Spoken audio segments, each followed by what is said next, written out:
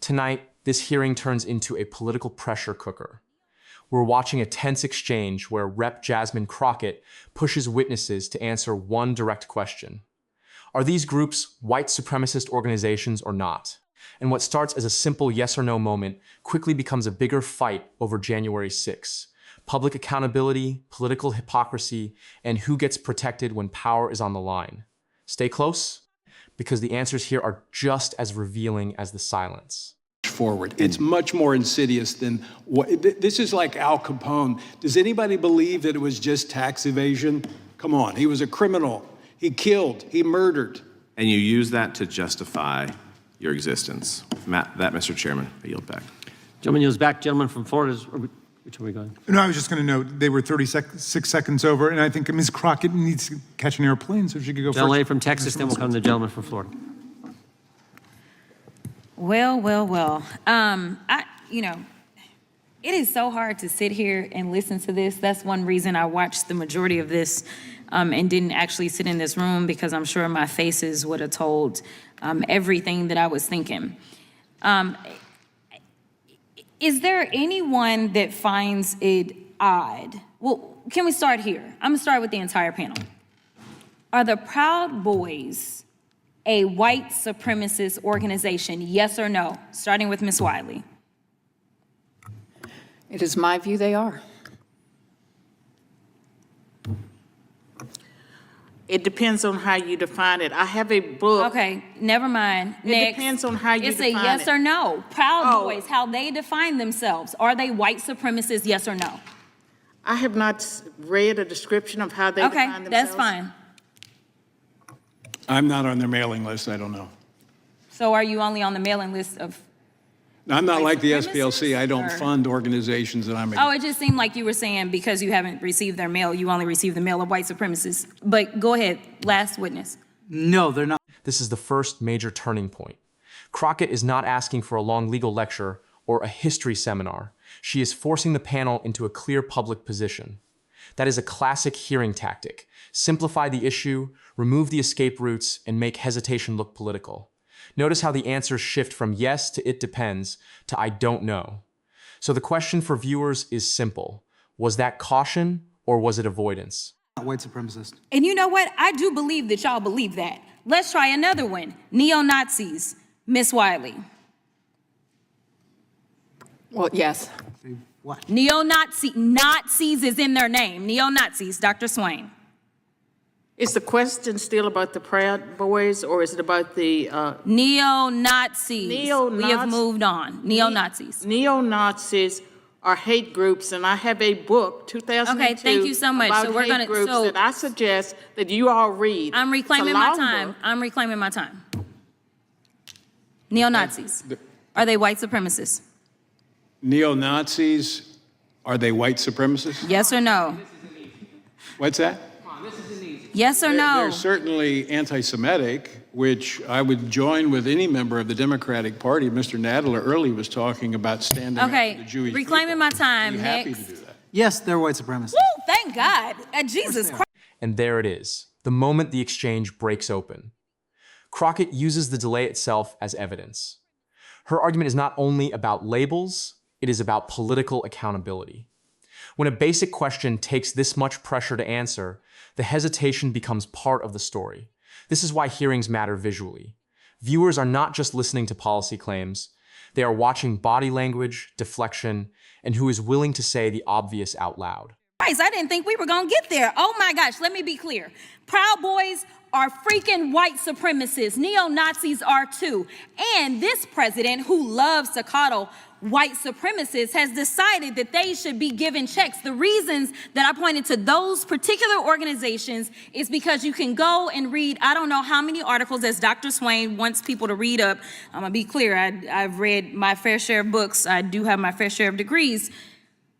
It is clear that neo-Nazis as well as Proud Boys joined in on January 6th. Yet this slush fund that they keep talking about is specifically to give them money. So how dare this majority sit here and try to lecture this organization about money? Now, we're not talking about tax-paying dollars as we are in that slush fund. But you're telling me that $2 billion in the same country that I'm sure some of y'all would struggle with whether or not the enslavement of black people was good or bad. I'm not even gonna go there and ask y'all the question because y'all struggle with defining that these people were white supremacists. But this country still hasn't thought that reparations made sense for black folk in this country. But at the same time, they've decided that people that are in organizations that are absolutely white supremacy organizations should get our tax dollars because they decided to tear apart or attempt to tear apart our democracy. They are being rewarded. These are people that went through our criminal justice system. When people on that side of the aisle claim that they love law and order, they went through it. They either entered pleas of guilty or they were found guilty. And this president, on day one, his priority was not around racism. It was around doing things like letting them go and now putting money in their pockets. We haven't had one hearing on white supremacy. Yet when we look at things like the killing of Ahmaud Arbery, George Floyd, Breonna Taylor, the 9 worshipers who were murdered at the Mother Emanuel AME Church, the 23 people murdered in 2019 during the shooting at Walmart in El Paso, the 10 people murdered during the 2022 shooting at a grocery store in Buffalo, New York. All of these were murdered by white supremacists who are empowered by the Republican Party's racist rhetoric and policies. This is the same party that wants to drag us back to the Jim Crow era. Some say that there aren't poll taxes, and I guess it's because they're not listing the amount of money. But when you tell somebody that they've got to go and pay for something, say, like a passport that costs over $100 in order to be able to vote, that looks like a poll tax to me. Some of y'all need to read up on your history books, the very same ones that the Republicans have decided that people should not hear about because you don't want real history taught in our schools because you're afraid that it's going to hurt people's feelings to know that their ancestors were so savage that they would enslave black folk. You don't want them to understand why the 14th Amendment mattered then and it matters today. You don't want them to understand that when they draw these racist lines and tell black folk that they shouldn't have representation in this country, that it is against the Constitution. You want them to be ignorant so that they can sit up here and be your token for your mission. Has expired. Well, you can't yield because you've done run out of time.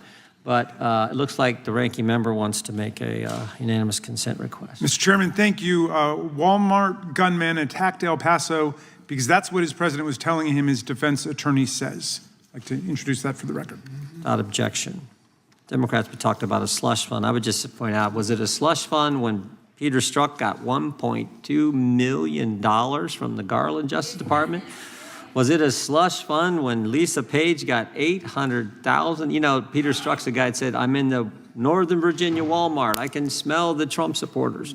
And the Biden Justice Department gave him $1.2 million. Gentleman from North Carolina is recognized. Thank you, Mr. Chairman. Ms. Wiley, I want to talk to you about the Charles Morrell case that you mentioned earlier. You said it happened where? Boston, In Boston? Massachusetts. Yes, sir. And he was attacked by whom? The Patriot Front. The Patriot Front. The SPLC did not give the Patriot Front any money, is that correct? I don't know. You don't know? No. So this hearing ends with 2 competing strategies on full display. Crockett's approach was direct, emotional, and confrontational. Define the groups, connect them to January 6th, and argue that public money and public accountability cannot be separated.